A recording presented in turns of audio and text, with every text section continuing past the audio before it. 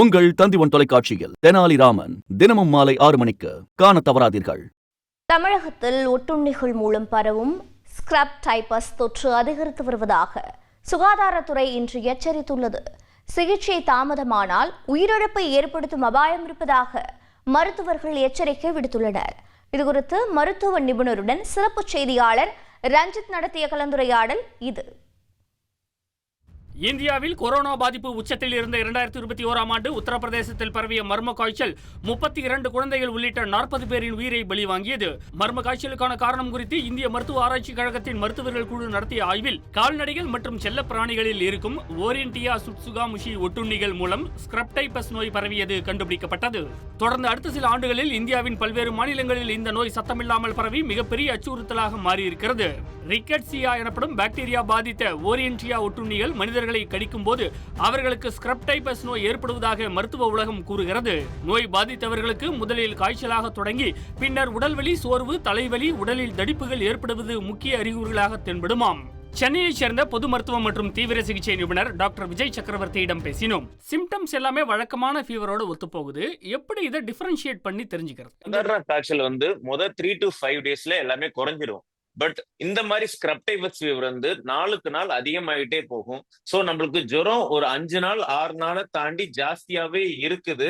ஜுரத்தை தவிர்த்து மத்த தொந்தரவு வர ஆரம்பிக்கும், மூச்சு திணறல், வயிறு வலி எல்லாம் வர ஆரம்பிக்குது. அப்படின்னா அப்ப நம்ம இதை கண்டிப்பா திங்க் பண்ணணும். இந்த டிசீஸ் ஒருத்தர்கிட்ட இருந்து இன்னொருத்தருக்கு பரவுமா? ஹியூமன்ஸ் ஒருத்தர் இன்னொருத்தருக்கு பரவக்கூடிய தொற்று வியாதி என்பது இது கிடையாது. ரெண்டாவது, இது இப்ப புதுசா வந்திருக்கிற வியாதி கிடையாது.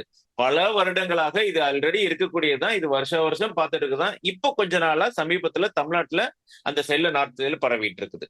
ஆரம்ப நிலையிலேயே கண்டறிந்து உரிய சிகிச்சை அளிக்காவிட்டால் இதயம், நுரையீரல், சிறுநீரகம் போன்ற முக்கிய உறுப்புகளை செயலிழக்க செய்து உயிரையே கொல்லும் அபாயம் இருப்பதாக மருத்துவர்கள் எச்சரிக்கின்றனர். உயிரிழப்பை ஏற்படுத்துற அளவுக்கு நிலைமை எப்ப மோசமாகும்? இது கண்டுபிடிக்காம போயிட்டோம் அப்படின்னா 7வது நாள்ல இருந்து 14வது நாள் 2வது வாரத்துல தான் மற்ற உறுப்புகள், அதாவது லிவர், கிட்னி, நுரையீரல், ஹார்ட், இப்படி எல்லா முக்கியமான உறுப்புகள்.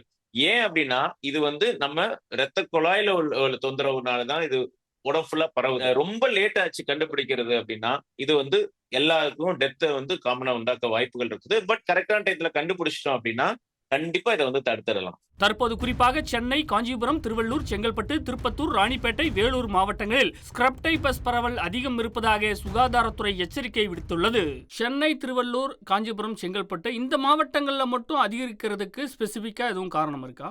விவசாயம், புதர்கள், செடி, கிராமம் இந்த சைடுல இருந்தா நேர மெஜாரிட்டி ஆஃப் த கேசஸ் பார்க்கலாம். சோ நகர்ப்புறத்துல இதோட இது பாக்குறது ரொம்ப கம்மி. அந்த சைடுல இப்ப மழை சீசன் பிளஸ் அங்க நிறைய செடிகள், கொடிகள் இருக்கிறதுனால இது நிறைய ஸ்ப்ரெட் ஆகுது. விவசாயிகள், வனப்பகுதிகளுக்கு அருகே வசிப்போர் மற்றும் கர்ப்பிணிகள் இந்த நோய் தொற்றால் பாதிக்கப்பட அதிக வாய்ப்பு இருப்பதாக கூறப்படுகிறது. நாய், பூனைகள்ல இருக்கக்கூடிய உண்ணிகளால இந்த பாதிப்பு வருமா? ரொம்ப ரேரா இது பெட்ஸ்ல இருந்து கூட பரவலாம். பட் அதானா ரொம்ப ரொம்ப ரேர். நம்மளுக்கு இது நார்மலா பயப்பட வேண்டிய அவசியமே கிடையாது.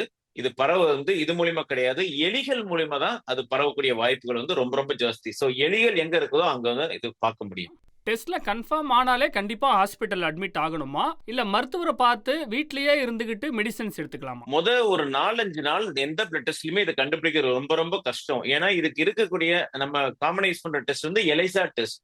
எலைசா டெஸ்ட்னா நம்ம உடம்புல அந்த கிருமிக்குண்டான ஆன்டிபாடி வந்துருச்சா, அந்த கிருமி நுழைஞ்சதுக்கு அப்புறம் அப்படின்னு கண்டுபிடிக்கிறது. அது 5ல இருந்து 7 நாளுக்கு அப்புறம் தான் நம்ம ரத்தத்துல பாசிட்டிவ் வர வாய்ப்பு இருக்குது. மைல்டா இருந்ததுன்னா வீட்டுல இருந்தே ட்ரீட்மெண்ட் எடுத்துக்கலாம். மற்ற உறுப்புகள் மைல்டான பாதிப்பு இருந்தா கூட அப்சர்வேஷன்ல இருந்துட்டு அட்மிஷன் பண்ண வேண்டிய தேவைகள் இருக்குது. பொதுவாக கிராமப்புறங்களில் மட்டுமே பரவலாக காணப்படும் ஓரியன்டியா ஒட்டுண்ணிகள் காலநிலை மாற்றம் காரணமாக நகர்ப்புற பகுதிகளிலும் வேகமாக பரவும் வீரியத்தை பெற்றிருப்பதாக ஆராய்ச்சியாளர்கள் சுட்டிக்காட்டுகின்றனர். உங்கள் தந்திவன் தொலைக்காட்சியில் தெனாலிராமன் தினமும் மாலை 6 மணிக்கு காண தவறாதீர்கள்.